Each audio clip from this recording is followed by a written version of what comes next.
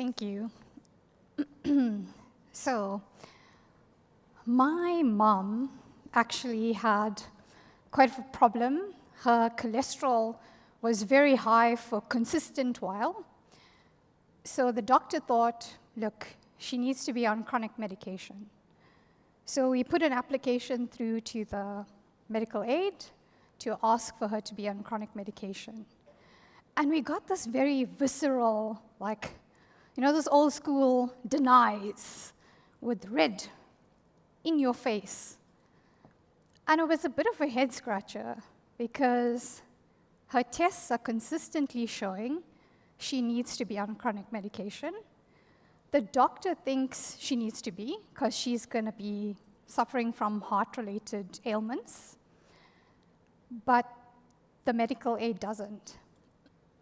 So it turns out that an algorithm made the decision that she was too young, she was in her late 40s, and too female to suffer from any heart-related ailments. Now, here's the kicker. We couldn't interrogate it. We couldn't figure out what's the reasons that they're saying this. What's the data that they use to make this decision? So there was no dialogue. The only things we got was too young, too female. I think a lot about that being on the other side of building these algorithms. Because the reality is, if they had told us, we studied 2,000 Indian females in this age category, and 0 of them had any heart-related ailments, cool. We can say, okay, we monitor. We just check, and then we make a call. But without that information, that's a lot of stress. So my family wasn't financially affluent that we could actually pay for this out of pocket. It was going to be a struggle. My dad was out of a job at that time, so I was the only breadwinner who just started working. So it was quite stressful. The thing is that for me, the main aspect that I think we should think about is explainability, like Nadia mentioned. That goes a long way towards giving the human being on the other side of that decision the comfort in knowing why was this decision made about me? What can I change to change that decision, or what's going to need to happen for me to be able to get that credit, get that medical aid funding? I'd like to invite you to join me as we go through a couple of cautionary tales and some inspiring stories that really, so we can chart a balanced path. Because we really want to embrace the promise and the potential of AI, but we want to do it without compromising human dignity.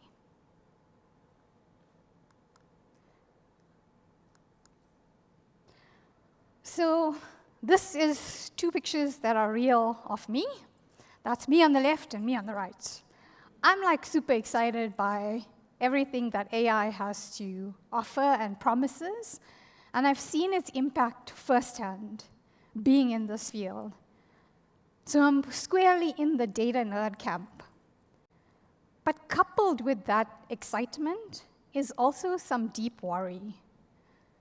I'm especially worried about expanding the digital divide, especially here in South Africa and in Africa in general.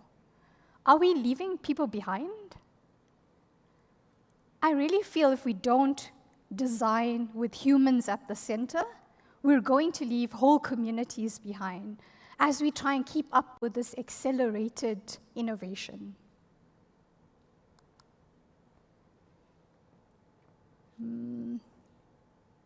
I don't know if you can play this for me. Okay.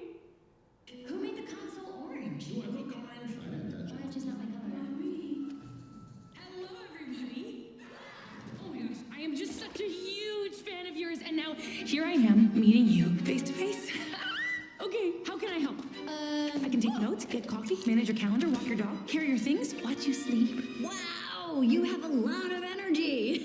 Maybe you could just stay in one place? Anything. Just call my name and I'm here for you. Okay, love that. And what was your We name? can stop it. Thanks. So I really think that the world currently views AI like this little character in this clip. It's all-knowing, all-doing, super hyped up, can do anything, sidekick.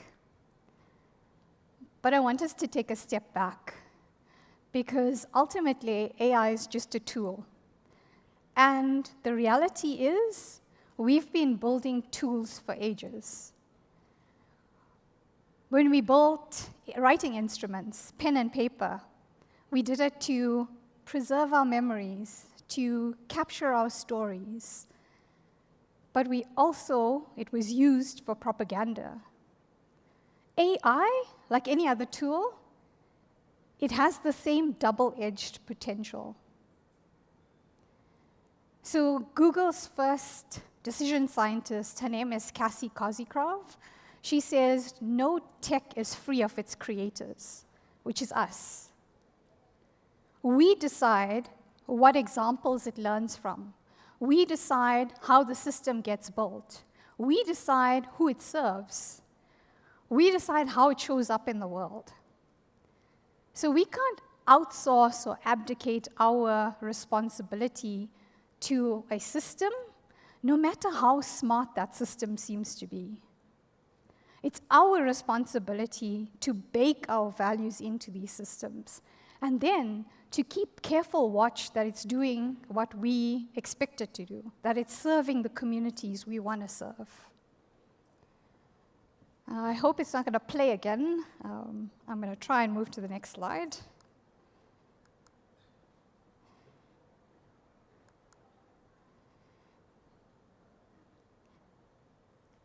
There we go. Thank you.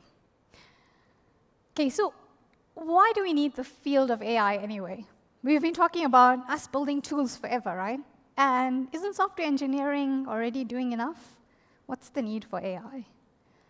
So I like this. I've combined two people here. It's Peter Norvig and Cassie Kozikrov. They say software engineering is building things that do the right thing. And I like Cassie's one, which is when we know the rules. When there's a finite set of rules and we know how to actually codify those rules, software engineering is your guy. When it's kind of uncertain, we can't even figure out how to articulate the rules, that's when AI, she's your girl. She shines. That's when usually it's around uncertainty. It's often things that have to do with human beings, because we are very unpredictable. We don't show up in the world the same way every hour, every day, every week, every year. So building systems that concern us, and where you learn from a lot of examples in the world, that's where AI shines. Human-centered AI is building AI that serves everyone across the board. We want to be equitable and serve everyone that we can, especially the people we want showing up in our product and not being harmed by it. So we're going to go through some cautionary tales first, but don't worry, we're going to get to some inspiring stories as well. It's just, let's get through the ugly bits first. So my friend Amy, this is a pseudo picture of her here, is very anxious waiting for this pregnancy test. And a broad smile crosses her face as she realizes it's turned positive. She's 42 years old, and she never thought this was going to be something that's for her. She thought this dream was dead. She's always wanted to be a mom. So she excitedly goes to her gynae to have her first checkup, only to be shamed because she dared to fall pregnant at 42. Amy's gynae, just like many others, has based his decision on outdated research that was done way back in the day. It's this term, geriatric pregnancy, which was a term for mums or women that fell pregnant over the age of 35, as though a 35-year-old is picking out the name, a retirement home, together with her baby name. This data was never updated. We didn't bother to research it and to update our knowledge. Never mind that women in their 40s are having healthy pregnancies. Never mind that we are living now to the ripe old age of 84. Never mind that there's better medical care for both moms and babies. We still base our decisions and our judgment on old, outdated, antiquated, small sample research. So geriatric pregnancy is just one folder in this filing cabinet. This is an art piece. It's called The Library of Missing Datasets, and it's literally holes in our knowledge. It's gaps we've never bothered to study, populations we've never bothered to learn about. Geriatric pregnancy is in there with one sheet of paper, this small sample research that's now used to perpetuate bias and myths up until today. Our jobs as leaders is to make sure that our data is representative, that we know what's there and we make sure that that's non-biased, fair, etc. But we also ask what's not there. Who are people that can show up to my product and are going to be harmed by it because I never bothered to learn about them? I don't have them anywhere.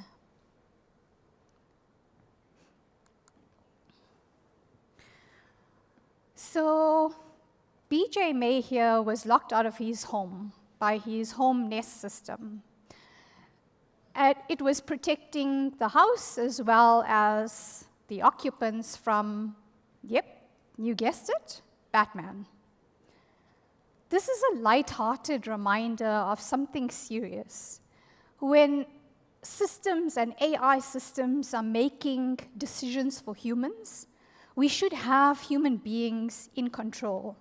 Whether that is to escalate something or to correct something or to have an override, we need human beings to be able to control that.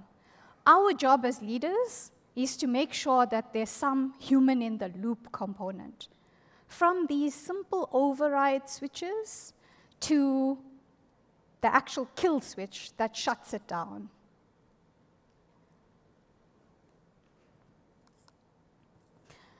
So facial recognition, you would think, is pretty sophisticated.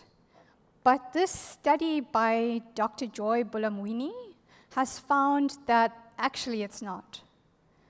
So the algorithm is very good for white males, 1% error rate, but that error rate goes up to 35% for darker-skinned females. So in essence, if you're a pale dude, the system knows you're you. If you're a black woman, the system may not even think you're human. Talk about an attack on human dignity. This could have been also solved by understanding what we're training on, because this is a result of very skewed data. It's because if you think about the internet has a hell of a lot of white male pictures, but there's not that many of darker-skinned black women. So it's obviously going to bake in that bias. It's our job to make sure that the data, again, is representative of everyone who shows up to use this. Because otherwise, we may be failing the very populations we want to serve.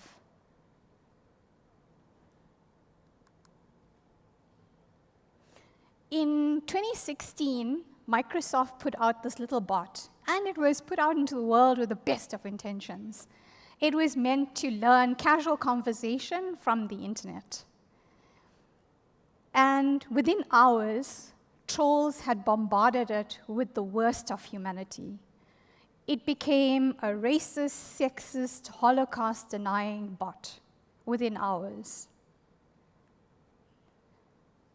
This is not just a PR fiasco for Microsoft. It's also a reminder that the data that you use to train your algorithms really matters. If it learns from garbage data, that's what it's going to regurgitate into the world, and it does it at scale. It's our job to make sure that our data is of good quality. So garbage in, garbage out, that software engineering kind of metaphor or adage applies to AI products as well. Here, I also like that leaders should also take a leaf out of cybersecurity's book and do the equivalent of white hat hacking, and maybe do white hat prompting, as well as model pen testing. And these are ways that you can test your model in a safe environment.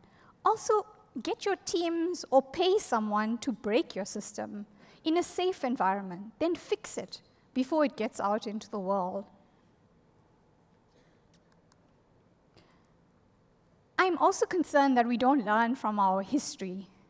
So like the aviation industry learns from crashes, and they interrogate and they investigate and they make sure it doesn't happen again, we should also learn from the histories of others, especially others.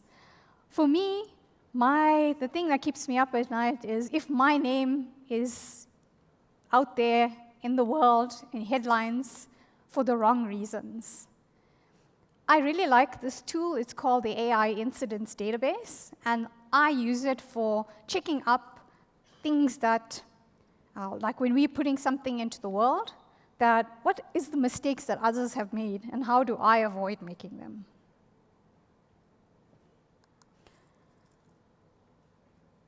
So a little bit closer to home in terms of education products.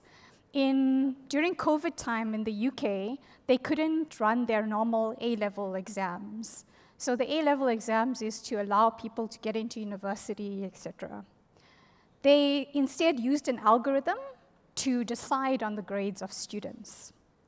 But then they disproportionately disadvantaged lower income schools. So the most vulnerable got disadvantaged the most. Never mind that the individual students' grades were great.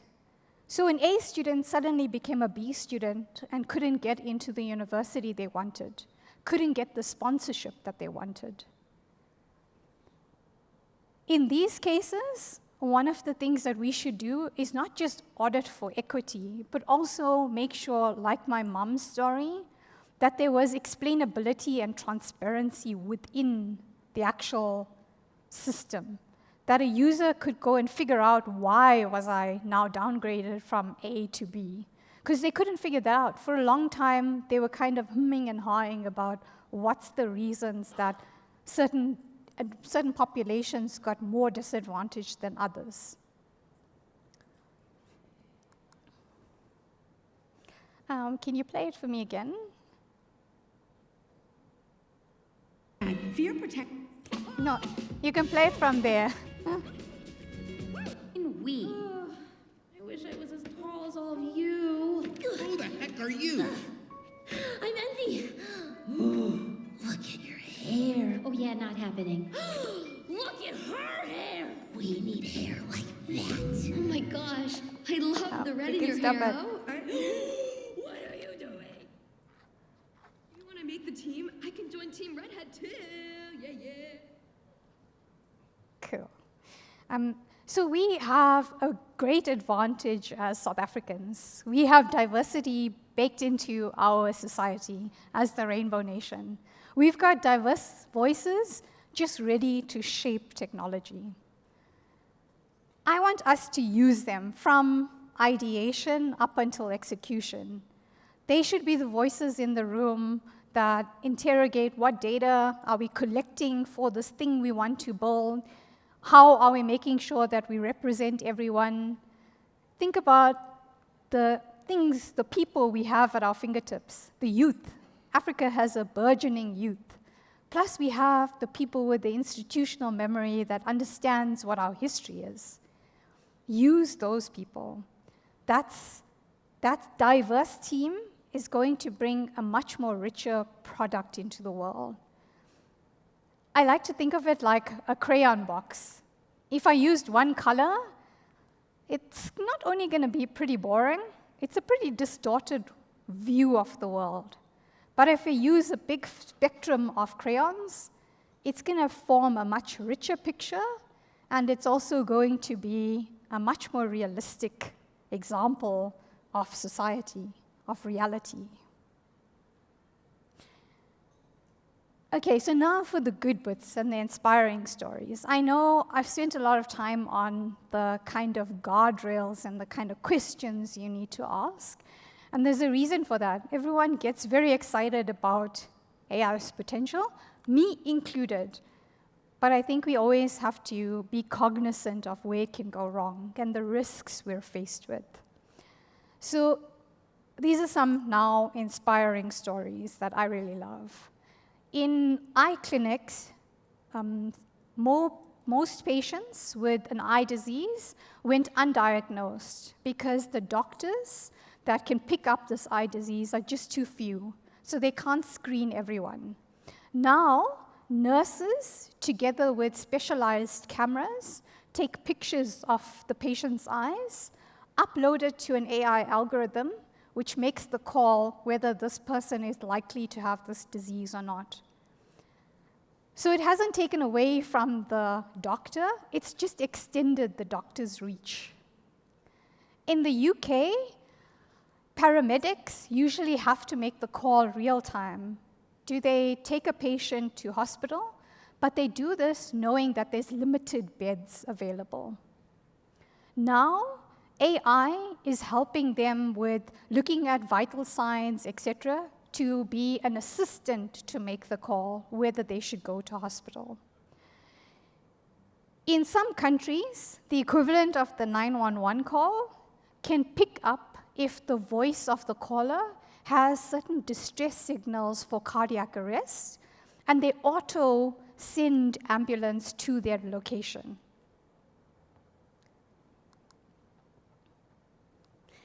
In disaster recovery, AI using satellite imagery as well as social data can deploy resources to the most affected areas. So financial resources, personnel, equipment goes to the most affected areas, and they found that now recovering from those disasters is much more efficient than it used to be. In radiology, doctors and AI together are picking up much more broken bones than just the doctor by themselves or just the AI by themselves.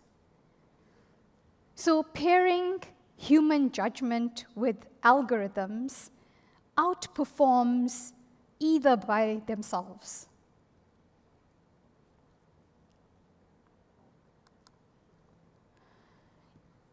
In universities, so in the Georgia State University, students that use their institutional chatbot are more likely to re-enroll than students who don't. 3 percentage points up, which doesn't sound like a lot, but for a university, that could mean lots of money. In another case study, there's a company who's using predictive analytics, and what they do is they help universities and colleges identify students who are veering off course, who are likely to really drop out, be disengaged, don't get financial aid in time, etc. And university personnel can now intervene and correct that so that they can get students to the podium in the right time when they're supposed to graduate. And this has, as you would imagine, exponential outcomes for their future.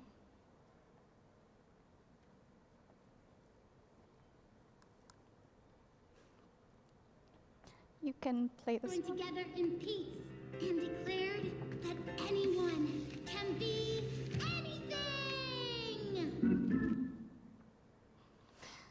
So we've added a powerful engine to our ship. But we still need the crew and the captain to steer and to avoid those rocks. So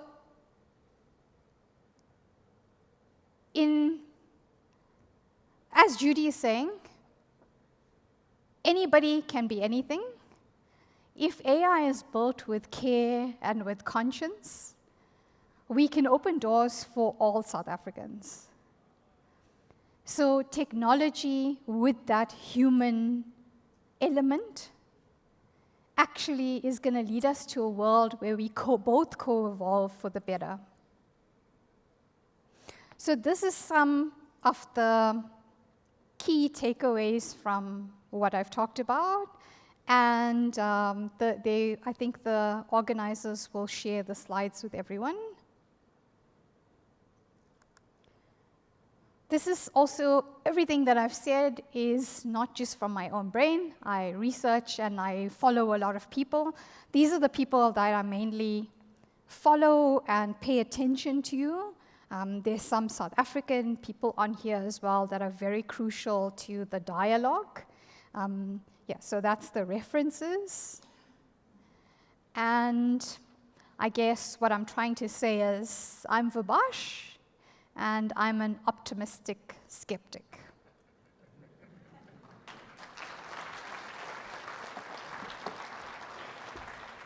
And I suppose, Vebash, you are inviting the rest of us to all be optimistic skeptics. As you suggested. Yes. Because the idea, the concept is so scary.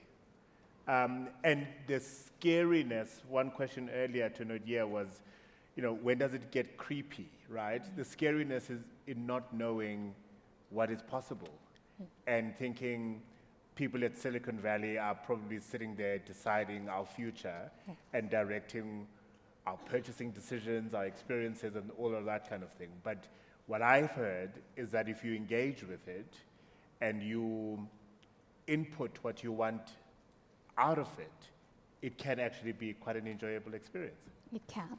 So I think it's up to us, as I hope that this has illustrated, is that it's up to us what we bake into these solutions, but it's also up to us to be a part of the dialogue, to be a part of building these systems, and as you say, not rely on just those Silicon Valley people to be leading the way. We should be, especially in systems that affect our people. How do we encourage people of a certain age to engage fully? Because younger generations are playing with this. It's not scary, it's part of their lives, it's the norm. You hit a certain age and upwards, and it's a little bit scary. So how do you convince that person, it's all right, calm down, let's play? I also wonder if we should be convincing them to play. Because some of the older generation, I feel like, okay, but they're near the end of their life. Do they really need to engage with these kind of tools? It's making decisions on their behalf sometimes, but I think they would have to be a little bit enabled to ask the right questions and to interrogate these models. And then when we build explainability and transparency, it should be built across the board, not just for the youth. It should be for anyone to understand. It should be for my grandmother, my mom. Anyone can get to that system and know why that decision was made on their behalf. Yeah. I'm lucky I have a 12-year-old nephew, and whenever there's new technology, I just give it to him. He plays with it, and then he tells me what I need to know. Simple as that. I did hear grumbling. She wasn't referring to you as being at the end of your life. She was referring to people who are slightly older than us here. Any questions, comments, reflections perhaps on what Vebash has reflected on? We'll take a question there, and we'll take a question there. Mine is just a comment. Thank you very much for this informative session. I think I'm on that part where I'm scared of AI, and I feel a bit overwhelmed from everything I've heard. So I'm grateful for the awareness that you created, because all of us will be on the receiving end of results or outcomes based on AI, and it's good to know that we can ask questions and we should ask questions. So thank you very much for that. Thank you. Thank you very much. The Arsenal fan has a question or comment as well. He's wearing that T-shirt because Arsenal won yesterday. Okay, thank you. Vebashini, I've got two questions. What I want to find out in terms of AI, it seems like we've been talking AI since yesterday. Is there any regulatory body that has been established in our country?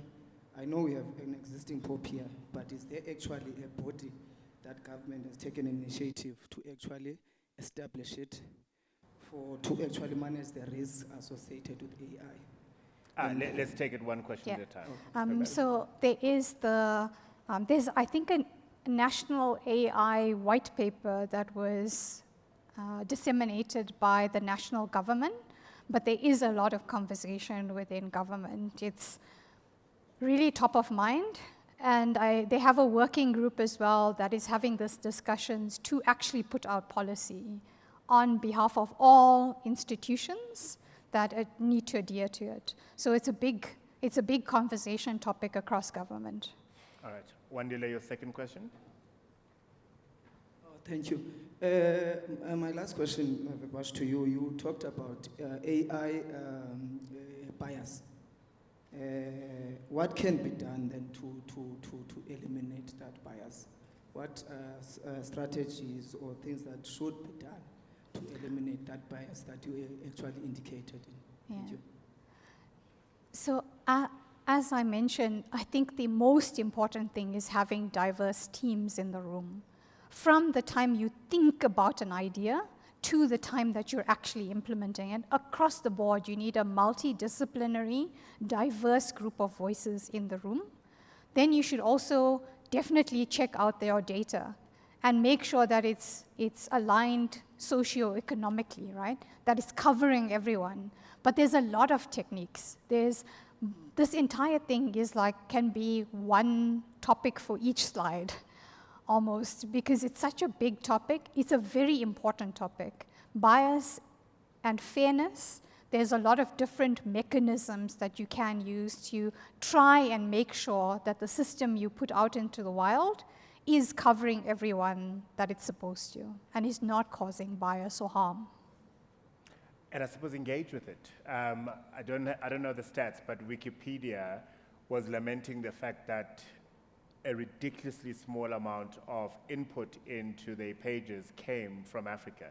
The majority of content about this continent came from the global north, not from Africa. Yeah. So you and me, we're not going in there inputting information about us. Other people were doing it. So the lens that then Africa is seen through is that of the global north. So engaging with the technology will help correct that bias, I think, in many ways. Yes. Final thought, final question, comment? Happiness. Thank you very much. A round of applause, please, for Vebashini Naidoo, the Chief Data Scientist for the South African Revenue Services. And